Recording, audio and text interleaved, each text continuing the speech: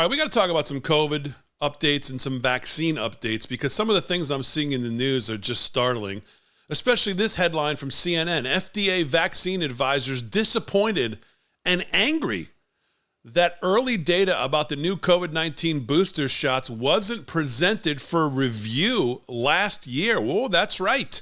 In CNN, no less. I'll tell you, the more time goes by, folks, the more and more people start to catch up to where some of us were a year ago, 2 years ago, 2.5 years ago.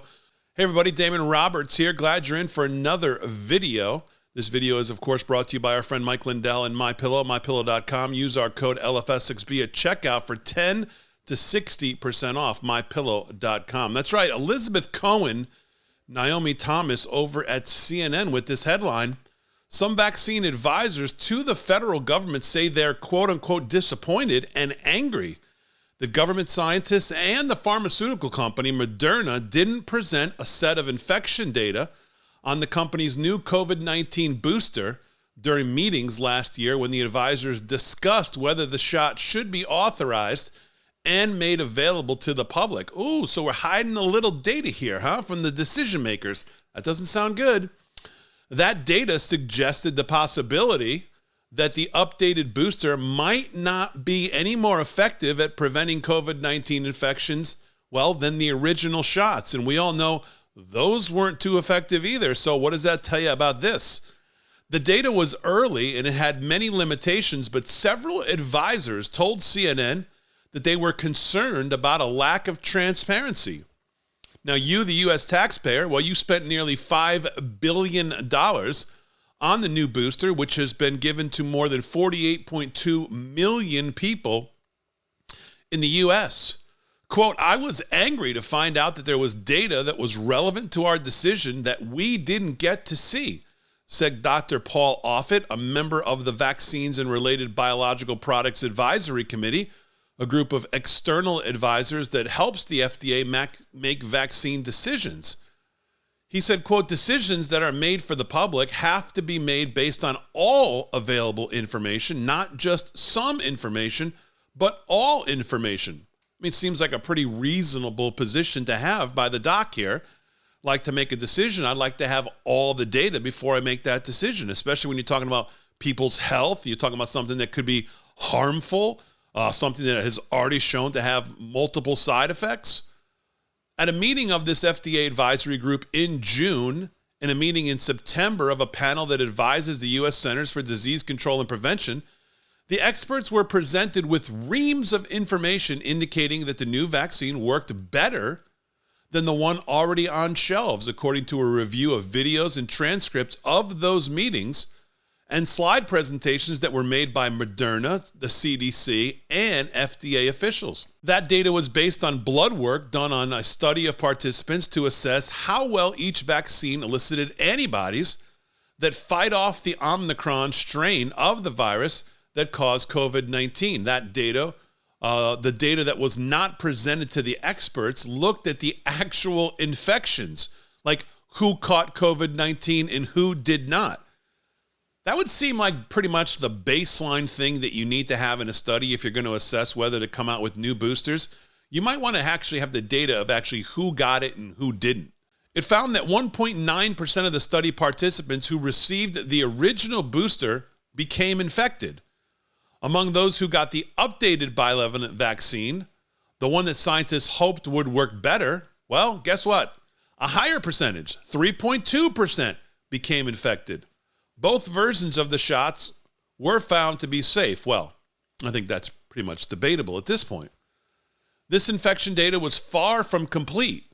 The number of subjects who became infected was very small, and both the patients and the researchers were aware of who was getting the original shot and who was getting the new booster.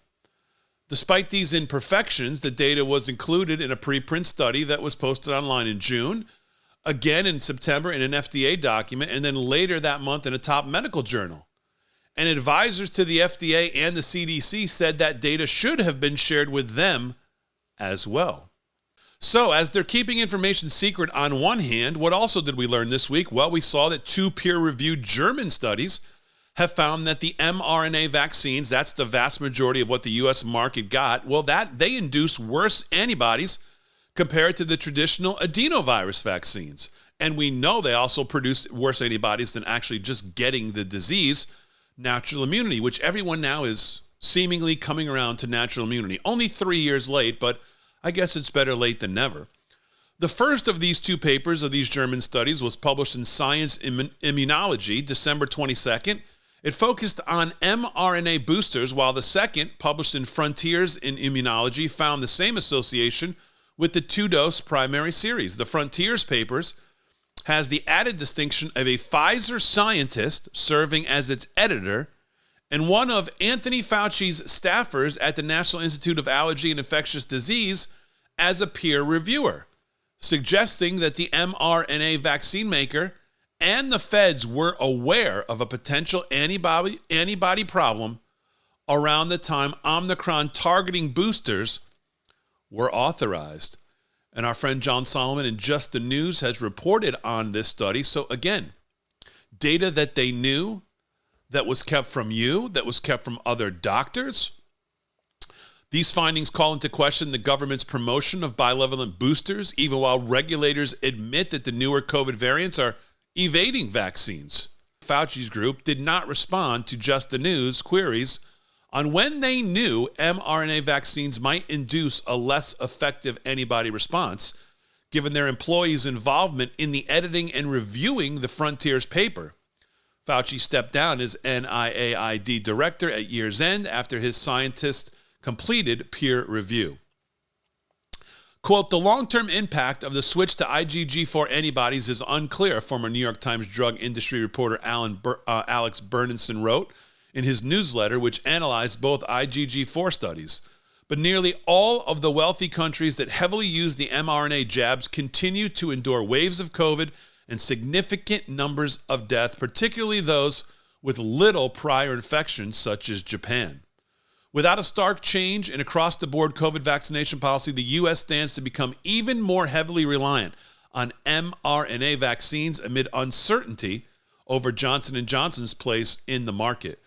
U.S. regulators crippled the reputation of J&J's traditional vaccine by recommending a pause to investigate a handful of blood clots in the spring of 2021. They did not repeat the pause when acknowledging heart inflammation reports in the mRNA recipients that summer.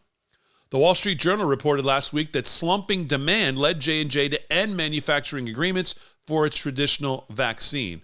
It's also in arbitration with Merck, whose vaccines partnership was created under pressure from the Biden administration. J&J said it has hundreds of millions of doses it will continue to make available where needed, but didn't tell the Journal whether it will keep making its vaccine, which does not purport to target new variants.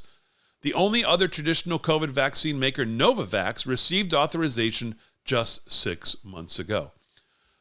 And I talked a little bit about the Novavax that if I was ever to think about, which I never would, but if I was to think about ever getting it, Novavax would have been the one that I looked at because I thought that technology probably was the safest. So there you have it, folks. A little update on more of the COVID-19 vaccination news. We talked, if you didn't see my video earlier today, about the FAA and the EKG expansion for pilots. It's very concerning. It's something we need to keep an eye on. Take a look at that. Of course, I've done a couple videos in the past about natural immunity and everybody like Dr. Leanne Owen coming around all of a sudden on natural immunity, coming around on overcounting of COVID deaths. So again, a lot of what a lot of us talked about in the last 2 years is now coming around. And here you have two more examples of information that they knew that wasn't passed on to either the decision makers when coming to these decisions, which of course affect you, and it certainly wasn't passed on to you, the public, who really deserve the most to obviously know what you're putting in your body when you make these kind of decisions. So, all right, folks, that's going to do it. I'll see you in the next one. Remember to visit our sponsor, Mike Lindell, MyPillow.com. And if you like this Harry on the Highway shirt, you can get it at 6bshirts.com. Thanks, everybody. Have a great day, and I'll see you in the next one.